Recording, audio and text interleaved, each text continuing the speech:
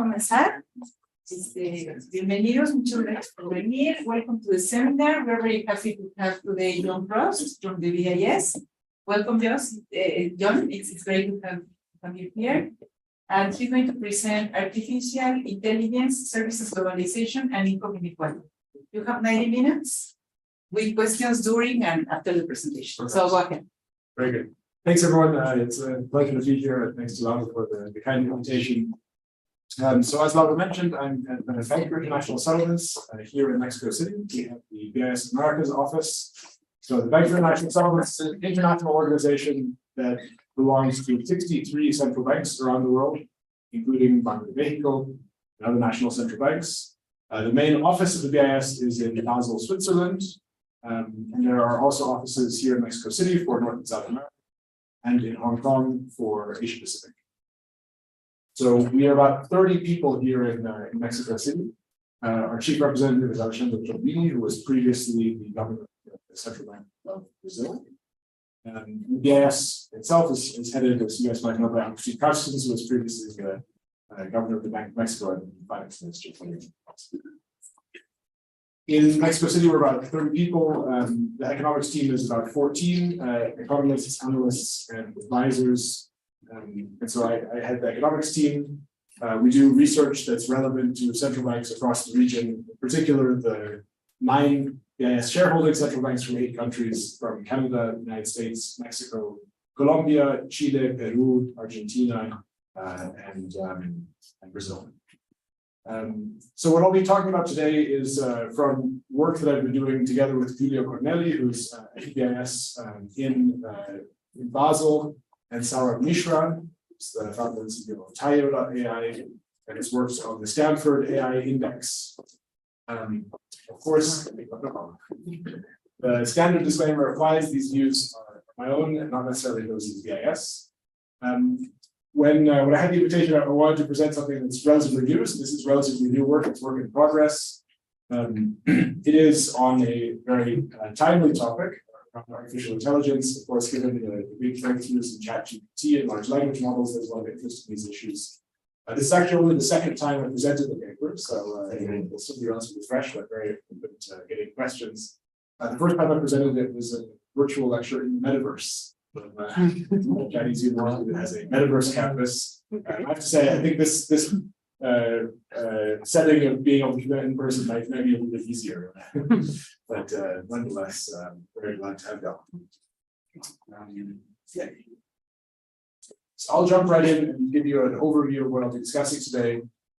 First, I'll just introduce with some general motivation around AI and food services globalization, which I'll discuss. Give you the punchline, the key findings of the paper, not to keep you in suspense. After that, I'll give a little bit more context about AI and modern services. So drawing on some indicators, again, in the joint work with Saurabh Mishra, who's done a lot of work on indicators of AI. We have a lot of evidence to show, and so I think this will be important to give a little bit of backdrop. I'll talk about the mechanisms by which this can actually influence income inequality. Our focus here is really on understanding the income and income shares of different deciles of the distribution. And so we have at least 4 theoretical mechanisms by which artificial intelligence could influence this. Then I'll talk about our data sources and empirical approach. I'll then go into our empirical results. Importantly, we're not going to be claiming causality. I'll be showing associations. I'll be showing some evidence that's, we think consistent with some of the potential stories. But based on what we have at the macro level for these cases, we're not going to be claiming this causal mechanism. And then finally, I'll conclude and also talk about a few avenues for future research. Again, very happy to get comments. All right. So to start with, as we know, artificial intelligence is a force to be reckoned with. There are different definitions of what AI is. One of the textbook definitions starting in Russell is the design and building of intelligent agents that receive precepts from the environment and take actions that affect that environment. There are alternative definitions that are simpler, that just talk about applications that are able to perform tasks that normally require human intelligence. And so it's a very big field. There's a very close link with the broader field of big data analytics, various forms of machine learning. There's a financial stability report, financial stability board report from 2017. It goes into some depth of how AI is used in the financial sector, and I always find this diagram very helpful. Just looking at the large overlap between artificial intelligence and what we refer to as big data analytics. There have been a lot of breakthroughs in the last years in machine learning, which is usually considered a subfield of AI, particularly around deep learning. And then, if you distinguish between how models learn, how the feedback process takes place, you can distinguish between supervised learning, reinforcement learning, and unsupervised learning.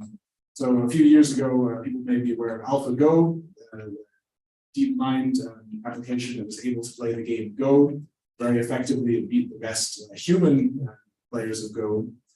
So this was an example of reinforcement learning.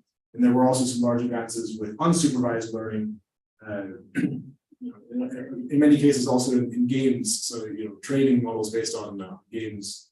There's some big advances in what these models are able to do. So computer vision has been a big area, and I'll talk in just a moment about the ImageNet challenge, which is one of these examples where breakthroughs, the ability to classify images, do things that traditionally require human intelligence, vision, natural language processing, obviously now with ChatGPT and large language models, it's a big area, reasoning, knowledge representation. And among the various industrial applications that we discussed, robotics is a big area. And so artificial intelligence as applied to robotic process automation, for instance, has also been very big breakthroughs in the last few years. So I think this is particularly relevant for what we're talking about with regard to the impact of labor markets.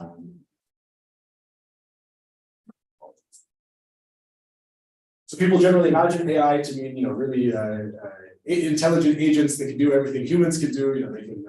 They can sit in laptops now. They can increasingly, take over in call centers or other white collar jobs. And I think if you wanted to go even further, some people really, imagine this.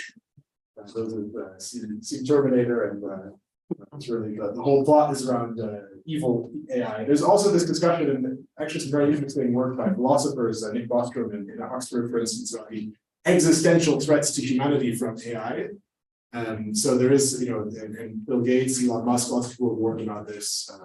There's talk about, the applications of AI in the, defense sector and what this could mean, or unintended consequences if AI improves exponentially and is able to do things that are unexpected. We're not going to go into that. That's a whole separate kind of worms, but in any case, that is certainly relevant for thinking about societal impact. What we see of AI in practice is, I think much more mundane. There are many applications of AI that are already in use, and we're looking at the period 2010 to 2019. So in this decade, there's already a lot that's been applied in different sectors of the economy. So a lot of basic data science, working with very large data sets, predictive algorithms. If you use Booking.com or Amazon or any of these matching algorithms using machine learning are already very much part of that and have played an important role. Chatbots are already being used for customer service by a number of institutions, companies around the world. Robotic process automation is already very widely used in different industries, including the automotive industry.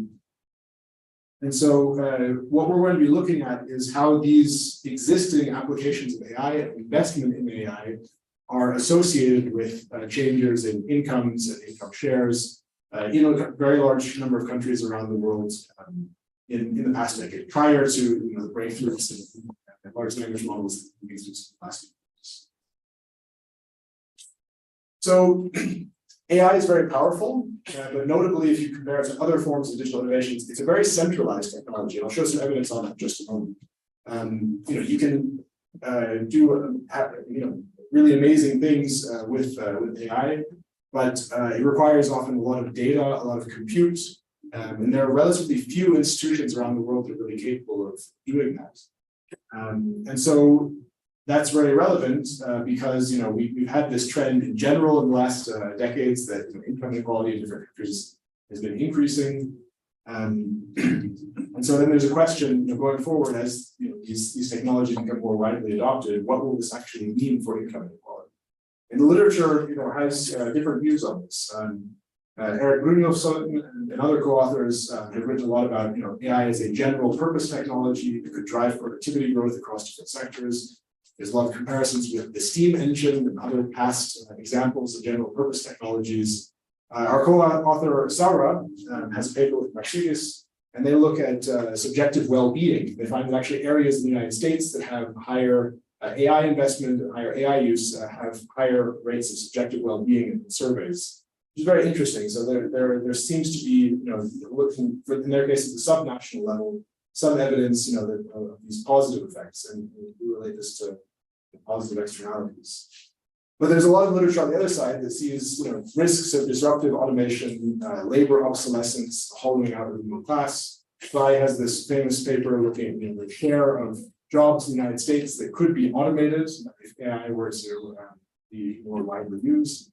A famous example is trucking, long distance trucking. There are about 3 million truckers in the United States that drive trucks across states. And if you have self-driving cars, self-driving trucks, then you can automate a lot of this labor. Koronek and Stiglitz also look at this. So I think that, there is an open question as to what we actually see in practice. It could really go either way. What's notable is that, a lot of this work is really thinking about the manufacturing sector. But as we'll show, most jobs these days are in the services sector. The services sector is becoming increasingly global. It's also being traded to a much larger extent across borders. And so when we were looking at the mechanisms by which, AI could in principle affect the income distribution, we think that actually the services sector, services globalization may be a more important area to look at in manufacturing. Okay, so our contribution and the punchline are our key results. We assess the impacts of AI investment on incomes of the top, bottom, and fifth deciles for 86 countries for which data is available over this period of 2010 to 2019, just before the pandemic. Obviously, lots of stuff happened during the pandemic. It's going to be very difficult to disentangle things, so we thought this is a useful period of analysis.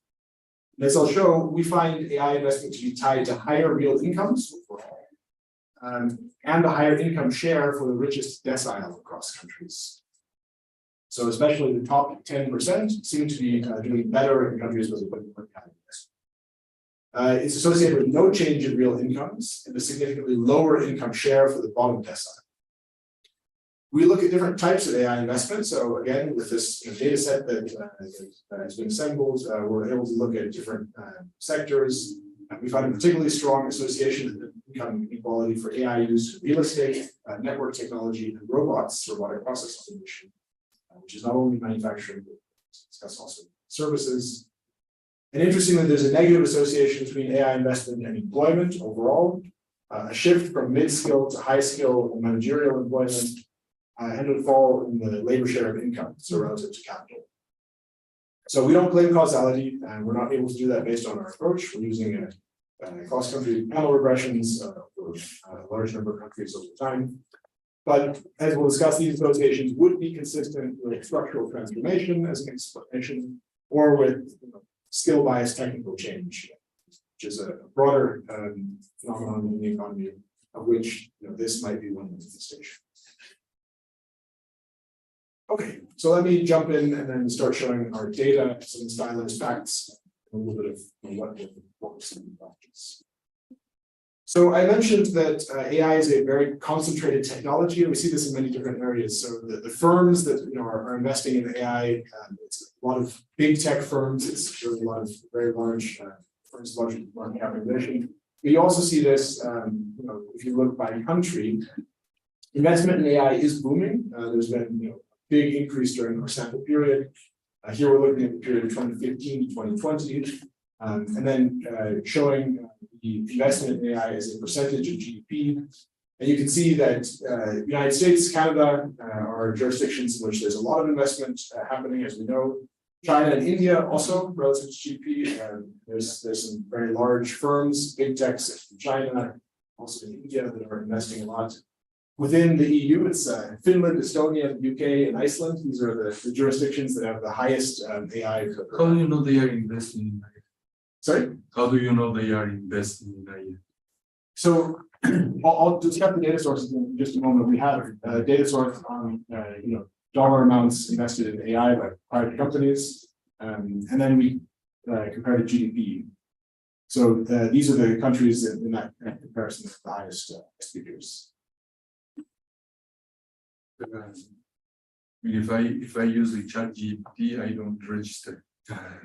No, it's not use. So this is important, right? I mean, there is use. It's not use of AI. So you can construct indicators, and certainly in the Stanford AI Index, they have different indicators for different applications of AI. What we're looking at is the investment in dollar amounts invested in AI. Development. Right, and so ChatGPT required a lot of investment in the first place by OpenAI, others to develop it. And if companies then invest in actually applying it for their business processes, we also see that. But if a private person, opens an app and uses that would not be something that's captured by the investment payment. So it's not the use of AI. It's not the use of AI; it's investment in AI. Which by definition is the high skilled countries. Yeah, I think that investment in GDP tends to be higher in No, because they have the human capital to do it. right. So this was one of the examples of the concentration. There are certain barriers to be able to invest in AI in the first place, and then to be able to invest in applying it in companies.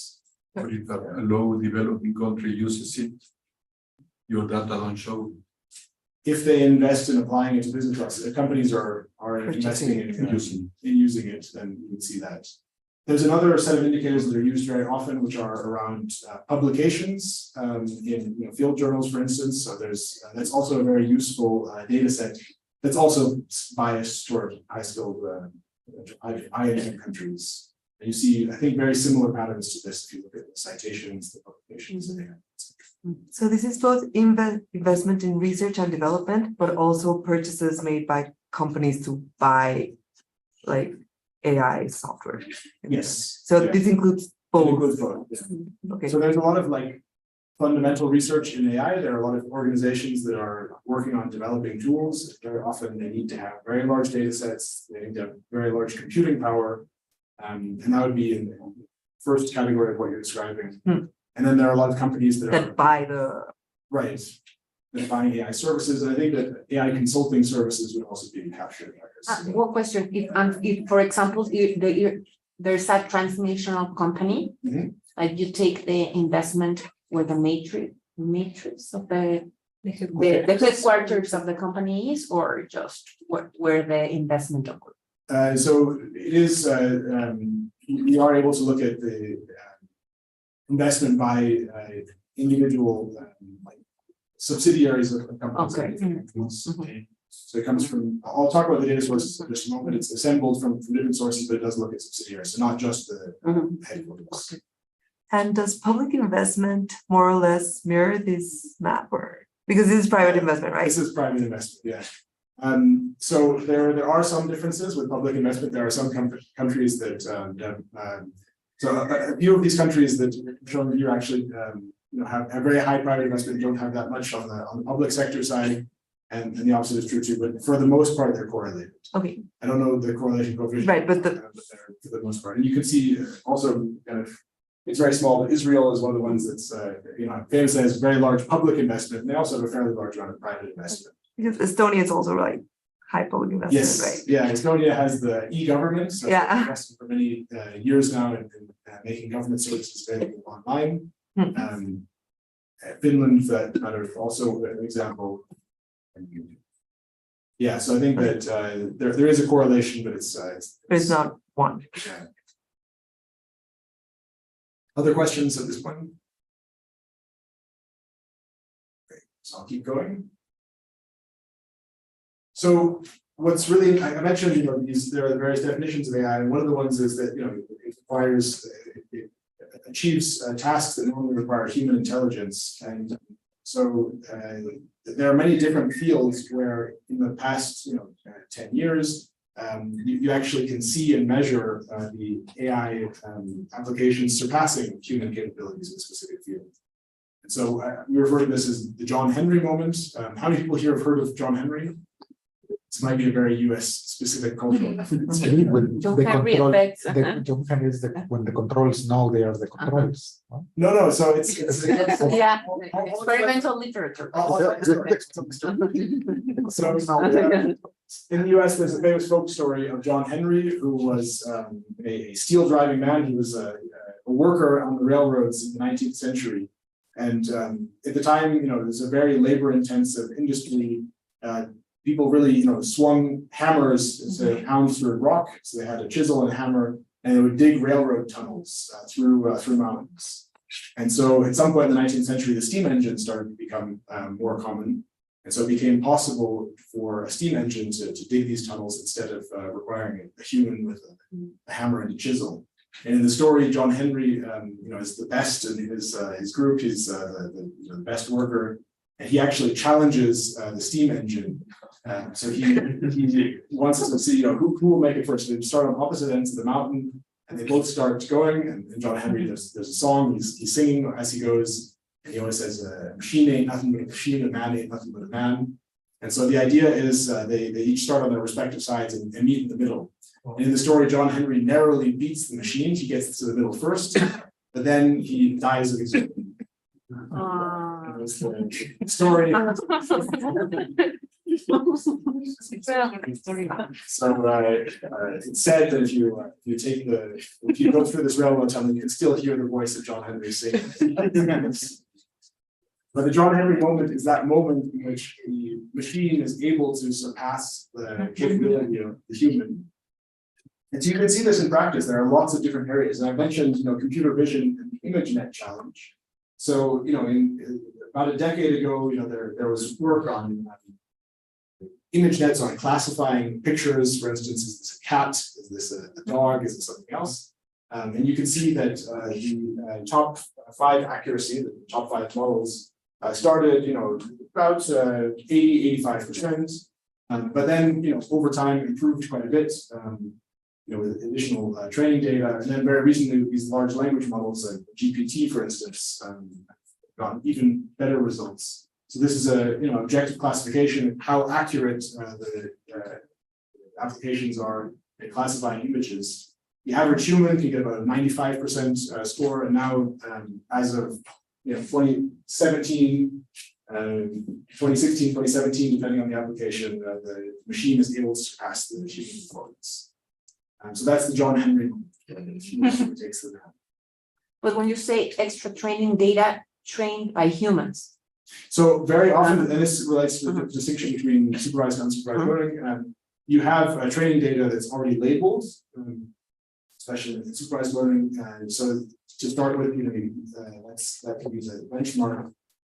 But over time, it's able to do better than human labeled data.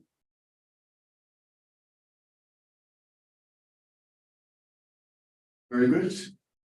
What's also notable is that the training costs. We were talking about achieving this accuracy that's comparable to humans, and the cost of achieving this accuracy has also fallen very rapidly. This is just for 2018, 2019. This is the period where these big advances were being made. It's a logarithmic scale, but you can see that the dollar cost for achieving these results fell quite a bit. So over time, computing power has gotten cheaper. We have Moore's law. We know that exponential increases in processing capacity. So this is also very interesting, particularly as we're thinking about inequality. One could think that it's again, there are very few countries where this is where AI is being developed, where investment is taking place, where research is happening. But if there are these exponential improvements, then the costs come down quite a bit. And in principle, it should be possible for more and more people to use the AI applications at low cost. It should be possible for smaller companies to using this. It might be that over time that has a democratizing effect that becomes more accessible to a larger group. So that's talk about it. That's interesting. Recently, I mentioned GPT, there have been big advances, and what's really striking is that the training costs here, again, on a logarithmic scale, has been increasing exponentially with these different models, and the number of parameters, here we're talking hundreds of trillions. So GPT-4, 100 trillion parameters that are necessary to train models, $100 million in training costs. So, the overall costs of these things have fallen over time, but these big breakthroughs, the big models, a lot of the breakthroughs are being achieved just by throwing more money and more data at the models. And it's that too has been exponential. So this is what's been going on in AI. At the same time, there have been some important changes happening in the economy as a whole. And one of them that I think is very well known is the services share of the economy has increased, and manufacturing, agriculture have decreased in the economy. It's an increase in economic development. It's kind of what we expect. But if you look also at exports, there's something very striking going on, which is that what we define as modern services. So things like research and development, business services, computer and IT services, financial intermediation, those have been increasing really rapidly. So this is a five-fold increase in the past 20 years in terms of modern services exports in countries around the world. Traditional services, which include things like construction, transportation, tourism, have increased some, but not as much. And strikingly, I was talking about how we're thinking a lot about manufacturing as where this might be taking place, that maybe robotic process automation is going to be important in the future. But the manufacturing sector, and even the high-tech manufacturing sector, telecom, data processing equipment, office machines, etc., there's not been that much action in the last 20 years. It's if you look at trade, at least what we're seeing a pretty flat share in the last few years, declining volumes of high-tech manufacturing trade. So we see that also if you look at the domestic level, then you see that high-tech manufacturing hasn't been doing much. It does differ quite a bit across regions. There are some regions where high-tech manufacturing, shown right here, is still quite important. East Asia Pacific, Europe, and Central America.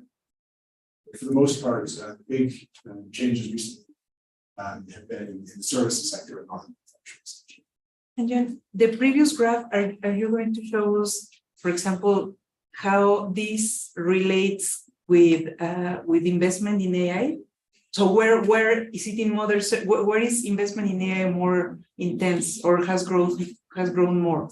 Like in modern services, in high tech? I will show regression results on that, and this is one of the reason why I'm showing it up front is because as we were working on the projects, we're looking at where we actually see a strong correlation with macroeconomic aggregates. It's especially in this area, and it's the high tech manufacturing where we see a strong association. Okay, so I'll go into now our mechanisms, our data. So again, AI is relatively new. I think there's been thinking about how technology in general may influence income inequality, but there's not that much literature that explicitly looks at AI. And so what we're drawing on is partly literature on AI, partly literature on technology in general. We're thinking about there's a few potential mechanisms. And so we have at least four. One of them, and this relates kind of to Kuznets and very old literature. It's about how economies change over time and the relative importance of different sectors. So as you guys know, in Kuznets' model, we have a U-shaped relationship between economic development and income inequality, and it relates in large part to this move from kind of a traditional sector, let's say agriculture, into a more modern sector, manufacturing. And because of that, because of this shift, there's higher incomes in the more modern sector, lower incomes in the other, and that leads initially to a higher inequality, but then over time that'll even out. And there's a big literature recently looking at whether it's actually an S curve, whether it starts increasing again at some point, how this relates to the services sector. But if we look at the impact of AI, the potential impact of AI, we think that it could support shifts to kind of high productivity modern services, something that we know is true for IT generally. And that could promote a larger gap between incomes in different sectors. So this would tend to be a channel by which AI would increase income inequality. You would have a shift to, let's say, people working for Google, much higher wages than people working in retail. And so then you would have a larger gap in incomes across the different sectors. And that would tend to increase. A little bit of a different approach is skills bias technical change, going back to the well-known Acemoglu in 2002. Acemoglu describes for the economy as a whole how skill complementary rather than skill replacing technology has become more important, and that increases skills premia. So AI could benefit skilled workers. Let's imagine that there are data scientists, there are people who are able to apply AI, their productivity goes up a lot. It's cutthroat competition for this type of talent in the private sector. And so then you would get higher wages, and that would tend to increase the gap with other sectors. I think anecdotally that sounds plausible, but is the question whether we can actually measure that. Yet another potential channel is market concentration. So imagine that there are those successful firms that can apply AI techniques, and they rapidly gain market share to the detriment of their competitors that might undermine competition. You might expect to see that especially the owners of those companies or the shareholders in those companies would benefit quite a bit. Stock prices would go up. They're able to extract rents because they have this much higher performance in these areas. And so you might, for that reason, also see an increase in inequality because the competitors, the other firms, would not benefit to the same extent. These all go in the direction of greater income inequality, but there is the other possibility. There is a possibility of a reduction in skills premium. So AI could substitute for tasks that were traditionally performed by highly skilled or qualified labor, or facilitate entry by new and less capital-intensive firms that could actually reduce skills premium and market concentration. So one example of this that people talk about a lot is in the legal sector. It's very common for law firms to have, very high-paid lawyers and paralegals that do research. They go through, for instance, past cases and try to find a precedent for something. And now it's much cheaper, even using ChatGPT to look through past cases through a corpus of text to quickly find these things. So it could be that a new entrant, a new legal firm can offer services at much lower cost. You don't need to rely on the very high-priced legal firms with an army of paralegals. And so that could be something that, just one example of how this could actually reduce skills premium. And very recently, colleagues of ours at the BIS Innovation Hub, the Eurosystem Center, have been looking into this. They've been looking specifically at large language models. And they actually have been finding some evidence that would be consistent with this in some sectors, that there might actually be a reduction in the skills premium because some of what was white collar labor, skilled, professional services, etc., can now be done much cheaper, and the difference between the highest performing and the lowest performing specialists in areas may be reduced because of this kind of democratizing. So, three things that go in the direction of more income inequality, one that goes in the opposite direction, and we think it's an empirical question to understand what we actually see in practice over this sample period based on the data sources. John, but in that example of the legal firms, like would AI hurt like the younger generation of workers? Because I'm guessing that most of the people that do that kind of research about past cases and that kind of hard work are like the younger lawyers or something, and then the more senior partners are just overviewing and guiding the putting together of the case and everything. So AI would then hurt or substitute those like younger workers. Like, do you think that would be the case? Yeah, so this is exactly the question. We don't know if which one would dominate. It's possible that younger workers are more familiar with younger skilled workers. Yeah, it's possible they're more familiar with new technologies and that they're better able to apply these things that older workers are. So it could increase their productivity, and that they might be better off. But it could also go in the opposite direction, that what had been a steady job that requires human intelligence no longer does. That you could do the same thing with fewer workers I'm thinking about junior analysts, like economists, arrays, or, I mean, those are usually like younger workers, younger skilled workers.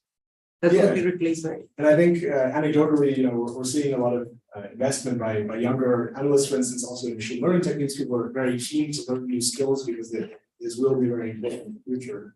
So I think it is an open question. Does it mean that they'll have better prospects because now people will have new skills they're able to apply, or does it mean that there's going to be fewer opportunities for employment? Or could it be both? That there are fewer, more productive workers. I think that's very core to the question that we're looking at. And again, we're going to be looking at macro level data. I think there's a lot of potential to look at more micro level data.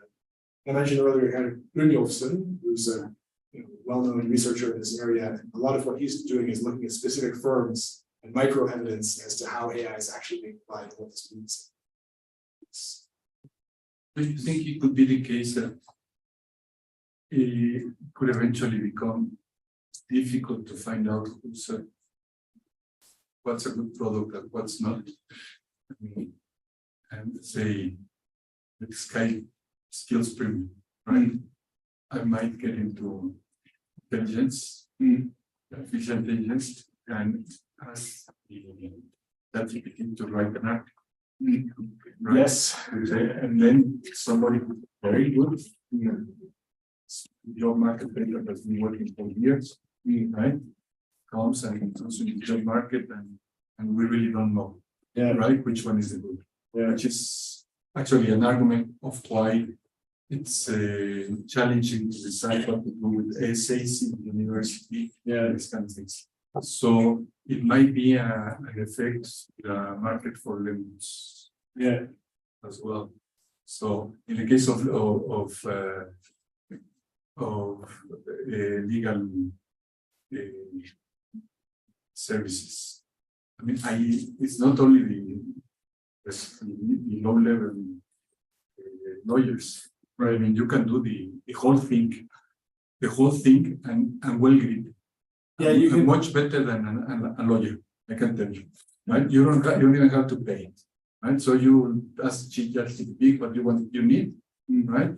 You take it yourself, and then you push your case, and you don't even pay the lawyer, and then it will be very difficult to know if it's really worth paying a very good lawyer.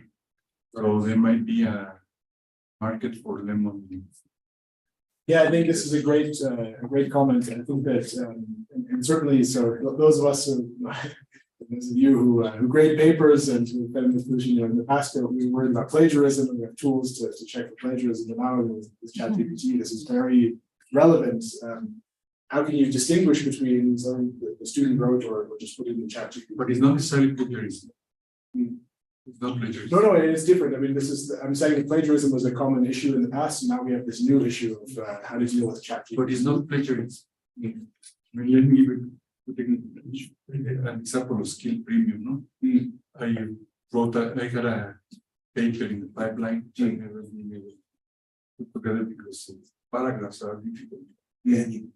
So I put ChatGPT edit for a scientific journal, and then came the paragraph and I said, oh, fantastic. Really good. It's amazing. Everything and For edition. for edition. But I also ask, write a paper on how to do the effect of this and that affects on this, right? Or tell me what's the relationship with this. Or some people, for example, people who work in Siemens was telling me they don't allow them to use artificial intelligence because then what you are doing, everybody else can use. Right. Yeah. You can use up your program, right? Or you can tell, you can spend, I don't know, 5-6 months working for a program, and then you write it yourself, check whatever, and then somebody comes to ChatGPT and says, write me a program, start down, whatever, with corrections and so on, and then you have to do the program with, and then you just put the data and then it comes the paper, and it's probably less prone to errors than you who are doing, right?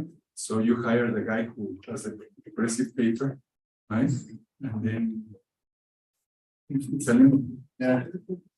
Yeah, so I guess, I mean, and you can use large language models to produce something that looks quite plausible, and you'll find out later that there was another great example that ChatGPT hallucinates and like invents papers that don't actually exist. Yes, yes.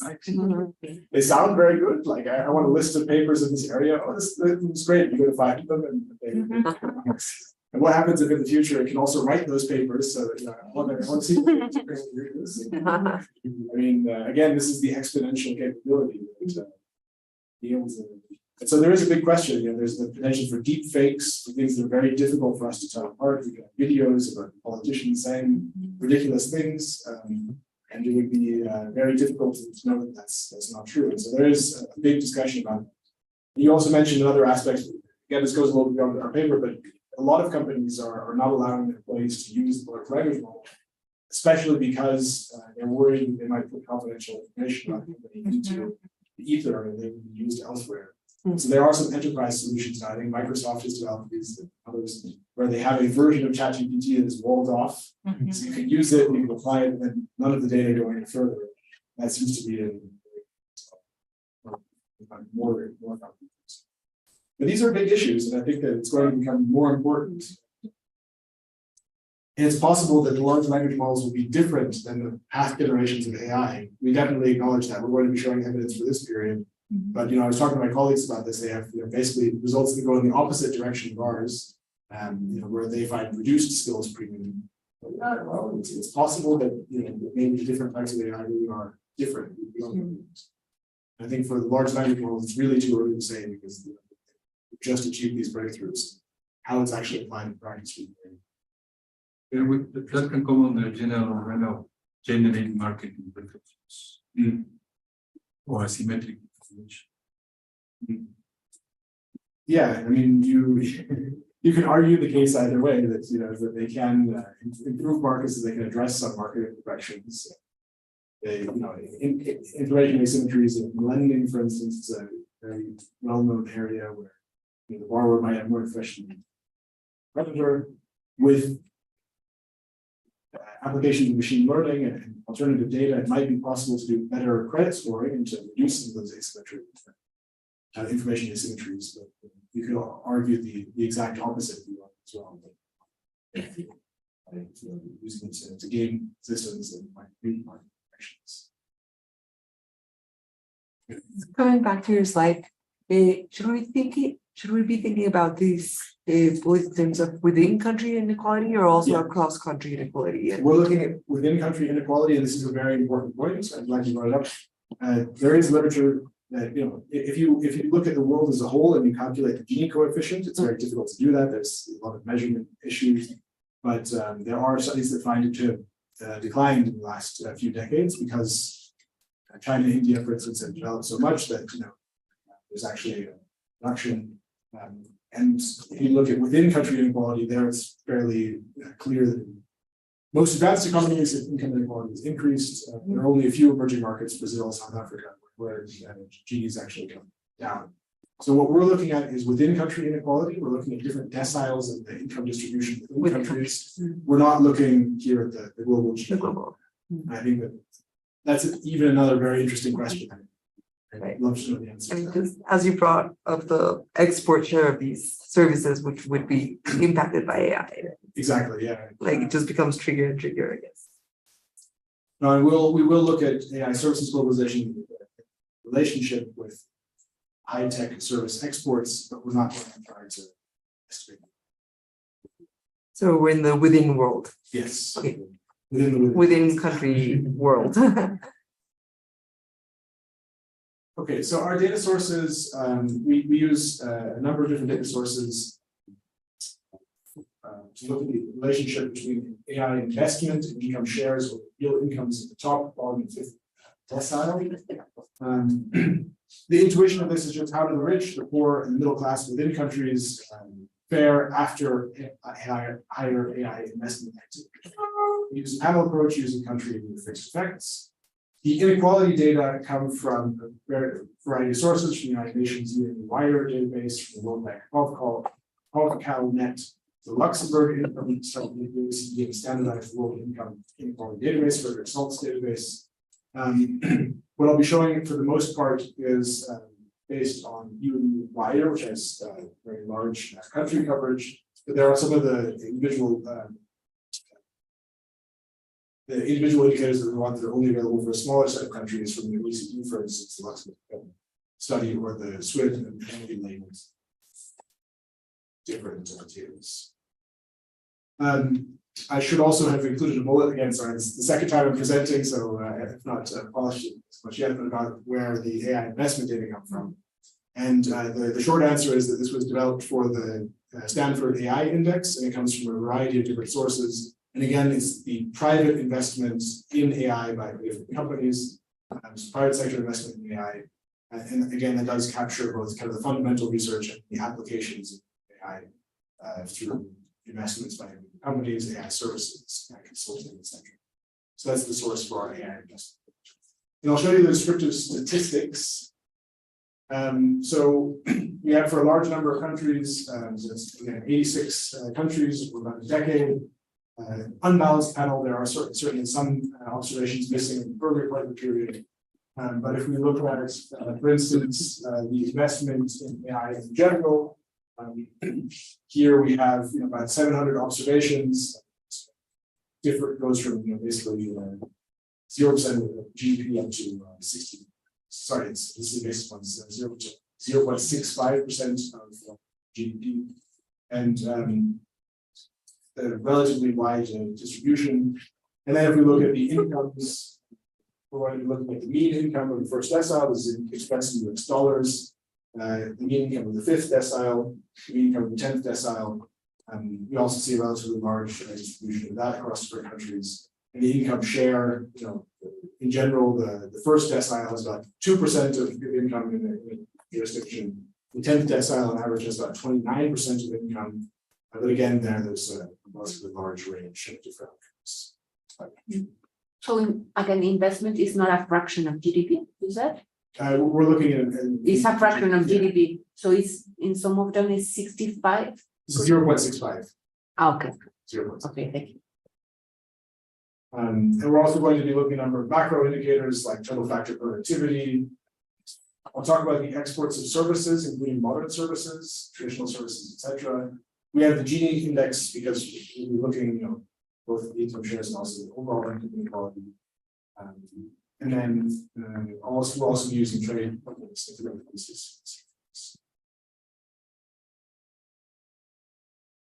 Okay. So this is our estimation. So we are looking at the income level or income share of households in decile N in countries C and E or T. We have this even education index. We have bank credit as a control. We have trade openness, which I just mentioned, share government consumption, FDI. So these are things that we know of from the literature on income inequality, but there are a number of papers like Shamat and co-authors that look at estimating Gini over time, and they use a number of these as controls, and so we try to follow that in practice. But then what our innovation is to add the AI investment, and apologies, it's relative to population, not GDP. So it's contradicting what I just said, that if the AI investment in US dollars relative to the population, and then we use country and year fixed effects. And for this, we're going to be using a 5-year rolling sum. It is a little bit noisy, so there can be large changes over time, but we would argue that the intuition of this is that it's how much was invested in the last years that's going to be bearing fruits. You could relate this to a certain investment horizon, saying the companies invest and they expect a return within the next 3 to 5 years. We're not being that explicit about it, but just for empirical purposes, it's useful to use this 5-year rolling sum. And we see as well that in 2010, there was very little AI investment. It was still relatively low. So we can be fairly certain that in the period before 2010, there wasn't much happening. So the 5-year rolling sum is very low. Over time, it picks up. And why did you choose to divide it by the population? So we wanted to, in earlier versions, we had looked at GDP. I think the argument for using population was that we're going to be looking at income and income shares, and we think that if there's a relatively larger investment to the population, that there should be a better indicator than obviously, as we've been discussing, AI is concentrated in higher income countries, but we think that US dollar terms relative to population is good.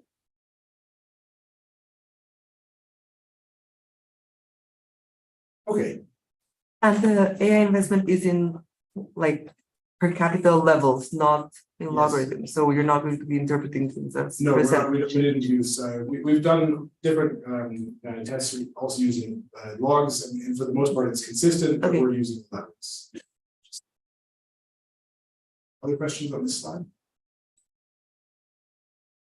And then investment divided by working age population or something like that, like to get more closely at the part of workers, like how big is the labor force Yeah, in the country? that's a good Would that- suggestion. We could also divide it by work age population, because we do have annual tables, other sources. It shouldn't make a big difference. I mean, it's going to be the same direction, but yeah. All right. Okay. So I want to walk through the tables, and I'll try not to cause death by regressions. I'll just try to select results.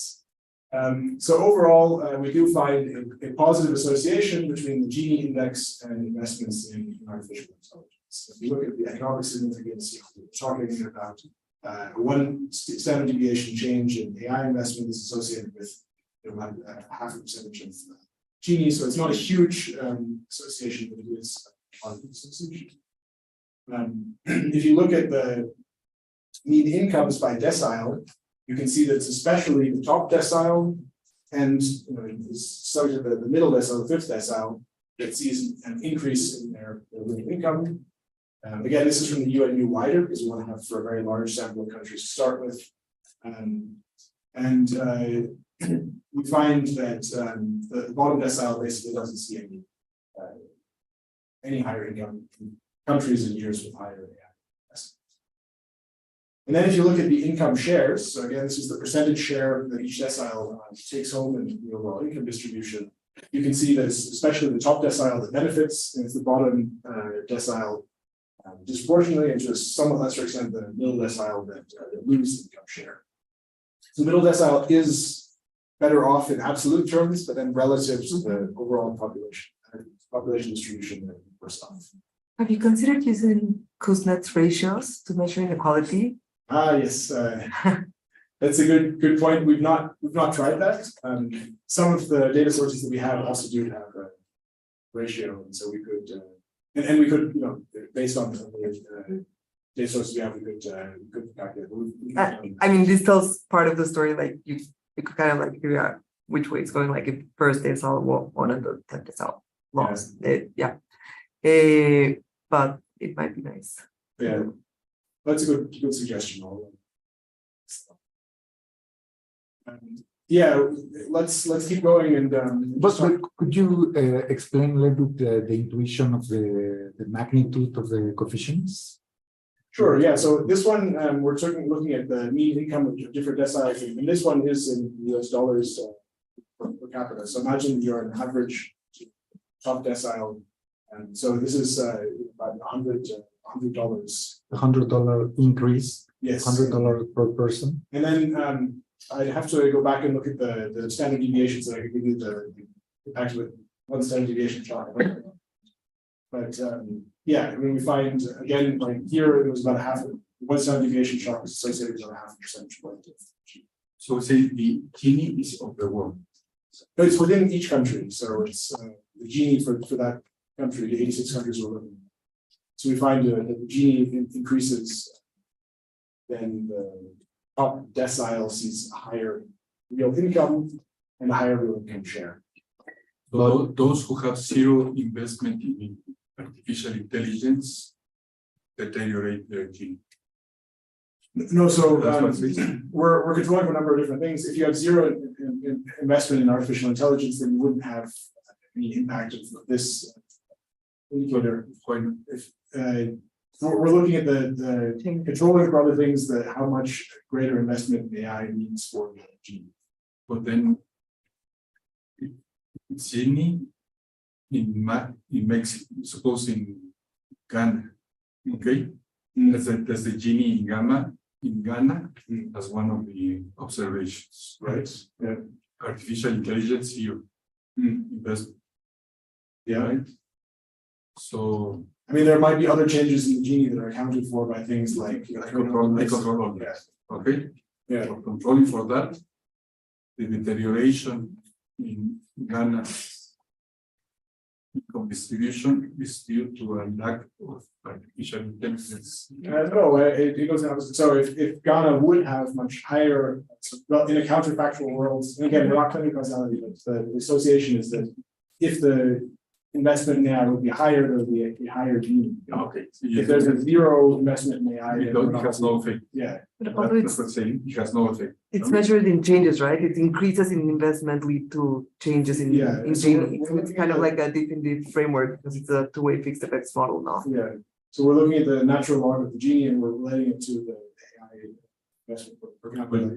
if Finland were the one investing most in artificial intelligence, the improvement in income distribution in Finland is due to that fact. That's what he's saying. No, so Finland is a country, in any case, with very low Gini, right? Give me an example. And we're comparing Finland. This is the mean, mean marginal effect, no? Yeah. So, Yeah, but still, if I want to read it, what does it mean? I have the Gini of that country and the investment in that country. sure. The countries that increase their investment the most observed a reduction, No, an increase in their inequality. In their country. Yeah, this is all within country because you have the country fixed effects and the year fixed effects. This is comparing every country to itself. Exactly. Effectively. So if we see So those that don't invest, Well, it would be zero throughout the panel. So it's 0, 0, 0. So they have zero change in their investment. doesn't affect. And it's going to be an average of. Yeah, so for those countries that do have an increase in AI investment over the period, we saw more increase. So let's just to get some intuition. Let's say that Finland is a relatively egalitarian country, has a low Gini to start with. There are a number of other controls that tend to also keep income inequality low. Then if you see an increase during a period within which there's also an increase in AI investment, that would be consistent with these factors. So do you think, so if I am understanding correctly, so $100 increase investment in AI causes or it's related to $96? No, let me get back to you on this because that's this is the coefficient, but I need to have the standard deviation of the underlying. And I had it for the first column, but I should have brought as preparation also for the other columns so that I could tell you what the impact of the one standard deviation shock is in US dollars. So that would be the relevant to look at the economic significance. Yeah, I mean, what I want to understand is if this number makes sense. So if you tell me that $100 investment increases $96 the income of that group, I don't know, it seems to me like too much. I don't know, but do you think the numbers make sense? No, I think that based on our results to we think it makes sense. I think that it would be useful to assess the economic significance also for the other. It's not $100. I need to again look at the mean. And it's a little bit because we're comparing it to population, you have the amount of investment per capita, and you're relating it to the. So and then only the standard errors, did you correct them or did you the standard errors are clustered or corrected with autocorrelation? So in this version, we're not using robust standard errors. Yes, definitely for autocorrelation within Cluster at the country level. at the very least cluster at the country level. I would suggest.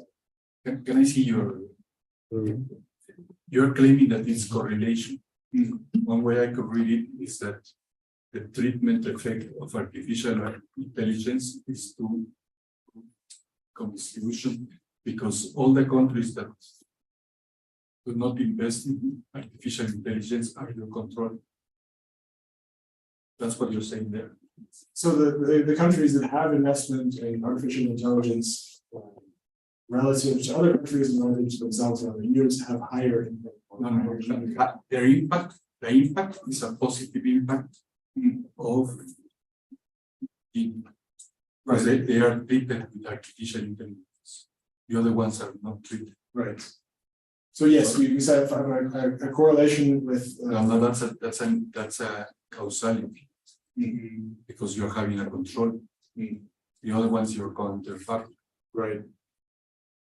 Well, No, I but mean, the decision to invest in AI is not exogenous, it's endogenous, so it cannot have a causal interpretation.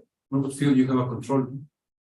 yeah, but I think that if it were medicine. But you don't have Depends exogenous. whether it's a good control or You not. don't have any exogenous. Yeah. You can do it. That's correct for that. No. But you are And implying there can be confounding factors, right? So we're very careful not to argue causality because exactly as Laura says, it could be that the countries that invest in AI, that's not running on its own. No, but suppose it's endogenous, then your coefficient is twice. Yeah, this is a correlation. This is a correlation that needs to be explored further, right? Yeah. And again, as I'll be talking about later on in avenues for further research, we think that it's very important because I don't think this has been done very much to look at a macro level at where do we see correlations, where do we see an association between these things, and then it's very important to dig down and to understand what actually causes it, the mechanisms describing. We have a hunch, but I think we need better than a hunch to be able to say what's actually driving it. Yes. Have you explored, maybe I'm getting ahead of myself, but have you explored whether there are heterogeneous effects in terms of baseline inequality? So thinking that AI could affect inequality differently in countries that start from high baseline inequality or low baseline inequality, or like high manufacturing versus high service economy. Right. I mean, I like these results, and I think like you have a really nice empirical question and you have really nice data. I wonder, like adding some interaction terms with like baseline inequality or baseline different measures of like market concentration could really help us to understand whether this effect is homogeneous or heterogeneous across different type of countries. Right. So there's a few things that this is a very good comment. I think that you would want to know if there's a pre-trend, if the countries prior to this are consistent or not. And I think we have done a few, I'm not going to be presenting that, but we have done a few regressions of interactions, for instance, at the level of income inequality. And we didn't find much difference. So it seemed that was consistent. We also looked at interacting AI investment with the modern services share in the economy. We have not looked at market concentration, and that must be very relevant item to look at, because that would help us to say. Also, I mean, in order to understand the potential mechanisms with respect to this increase in inequality, have you explored if there are differences between the investment in AI between different sectors? Maybe some of them. That's the next slide. But thank you.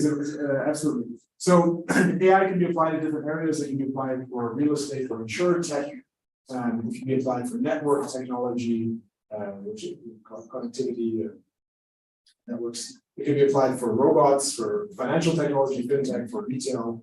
And so we're just going down in reverse order as to where we find the highest provisions of Gini. And we don't try to interpret too much into this. You can always make a story as to why which sector matters more. But I think that what is striking, real estate is an area where there have been a lot of predictive algorithms used. There's a lot of matching algorithms that are very powerful. And some of these are used also for the general public, like we use Zillow or other platforms that can match real estate. These kind of predictive algorithms have been used, I think, for the entire sample period. And insurance as well, again, because of big data analytics, because of alternative sources of data, we see a lot of application of AI, basic forms of AI in the insurance sector.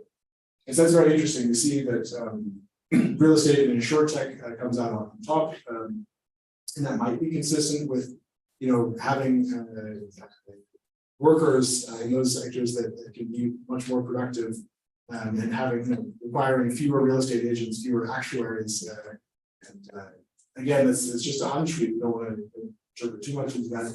Network technology is also an area where there's lots of professional services using different applications of AI.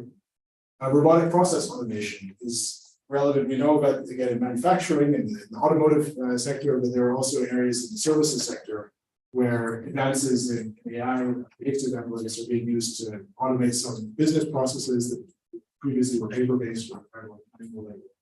So that might be consistent with that. And then, we see much less. We would have expected that retail might be more important because we know the famous example of self-checkout and reducing the need for cashiers. We know the example of e-commerce and being able to buy things online, getting better recommendations that the shop assistant could give you. So that would also be something that we might expect to see that sector having a larger association. It is positive that the scale of it. Here, sorry to interrupt, but the coefficients for the mean income of deciles are not comparable because you have the investment in levels, right? Yes. Okay, So we have a much smaller independent variable. The magnitude is much smaller. And so then you need to increase, right? So if you did the logarithm of investment or some other type of standardization or log transformation, maybe that could help to make the coefficients comparable. Yeah. Because I remember that investment in fintech was relatively large in dollar amount. So then that smaller coefficient is actually not so small because a relative increase of 1 is. Right. And again, it would be nice to look at the impact of one standard deviation. Yeah, exactly. Either standard deviation or loss or.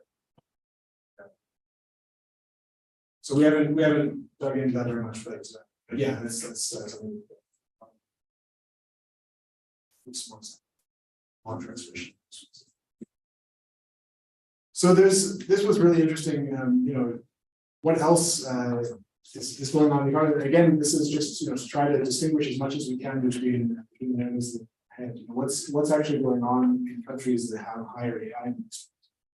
We would kind of expect that it should be associated with higher TFP overall, and we do find an association with higher TFP.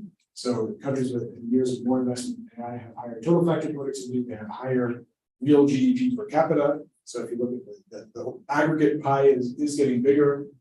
But then if we look at the different sectors, again, it's especially the modern services exports that are increasing, they're higher, and manufacturing exports are actually lower in those jurisdictions with a lot of AI investment. So in percentage of GDP, not even those that share.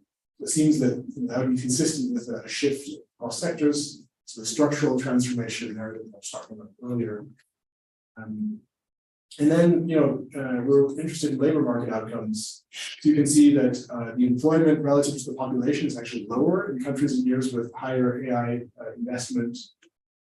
We don't see much shift across the different sectors, at least measured here.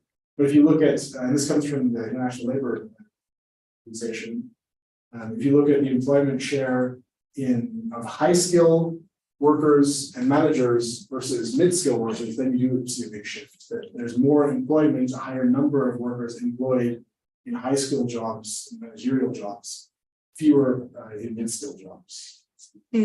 Sorry, employment to population or to working age population? This is relative to the working age population. Okay, yeah, because I wonder if the countries that invested the most in AI are also aging. Yeah. So especially think about a lot of baby boomers getting close to retirement. Might be a good idea too. Yeah, absolutely. So that's a relevant question. We're looking at this from ILO stats, and it's the relative to the working age population. Okay. And then again, the share of labor compensation in GDP, it's only significant at the 90% level, but we do see a reduction. Corresponding increase in capital share. So I wanted to wrap up and talk about what we've seen and what are the avenues of further research. So we've seen that AI is associated with higher real incomes, higher income shares for households in the top decile, with lower income shares for the fifth and bottom decile, slightly higher income fifth decile. Among the types of AI I discussed, that we find an especially strong association with inequality for AI use in real estate, insurtech, network technology products. There's a negative association between AI investment and employment overall, and there seems to be a shift from mid-skill to high skill and managerial employment, and this fall in the labor shifting.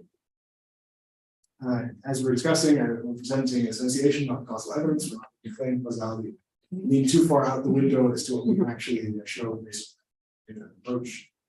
But if we think about the four potential channels that we looked at earlier, this shift to, for instance, more high-tech services exports, the shift, this would be consistent with kind of a structural transformation channel, and the shift within types of labor, to more high-skilled managerial employment, that could be consistent with skill-based technical change. Theory doesn't really give us strong answers as to what AI will mean for the economy. There's lots of potential channels. We think the causal impact is largely an empirical question. And in that light, we think that this is kind of an invitation to do a lot more research in this area. We think that there can be a lot done in a subnational level. There are also differences, in AI investment within countries. Sarab, our co-author, has done some of this for the United States, but I think there's relevant for other countries as well. It'll be very interesting to look at how different types of AI are actually applied. So especially now with the large language models, I think that overall, the more granular data that can be brought to bear on this, the better. And as the good news for us as researchers is that as time goes on, as these things are more widely adopted, there will be more data and evidence to actually assess this. But we think it'll be extremely important because this has could have a very important impact on the income distribution structure of the economy. So I'll conclude there, and I'm very happy to take further questions or get further questions. So trying to think about the results and the mechanisms that you mentioned. So I think it would be helpful or useful for you to try to mention trickle-down economics. So I think here you are arguing two effects. No, one is that I am in the middle of the income distribution and I benefit directly from the investment, from AI investment. But another mechanism is that, okay, I'm a high income person. I get this investment from AI. I'm richer now, and I distribute to the bottom of the distribution. That's the trickle down part. So, and I think it could be useful if you try to separate those two effects, whether it's a direct effect of AI or this is a trickle down thing. In any case, I think what you're showing is that at the very bottom, it's like negative for both sides, not the direct effect or general equilibrium effect from trickle down. So I don't know if you have thought about that. So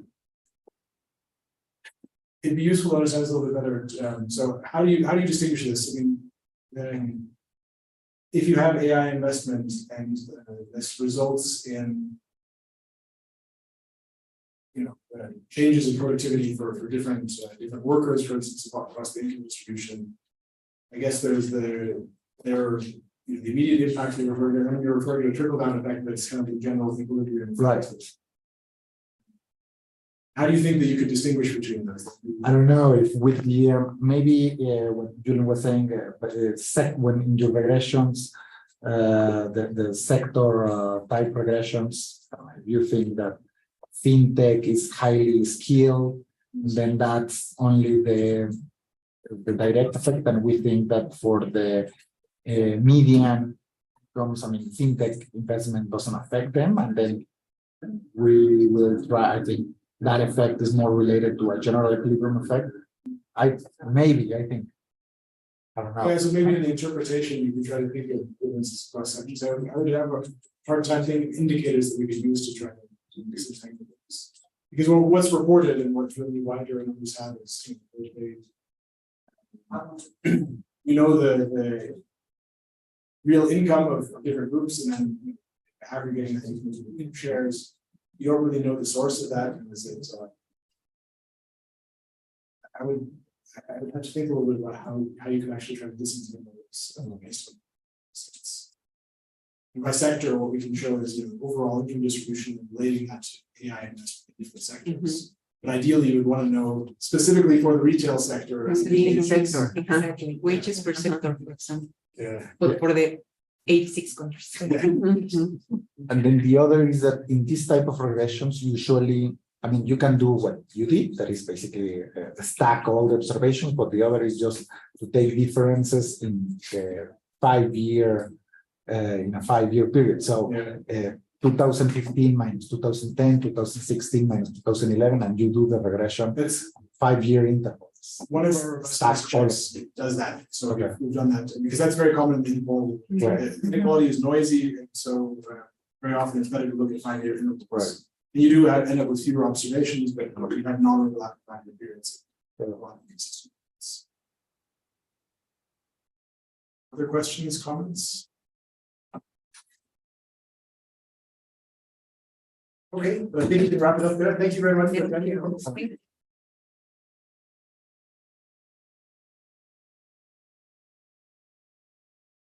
John, lo puede hacer.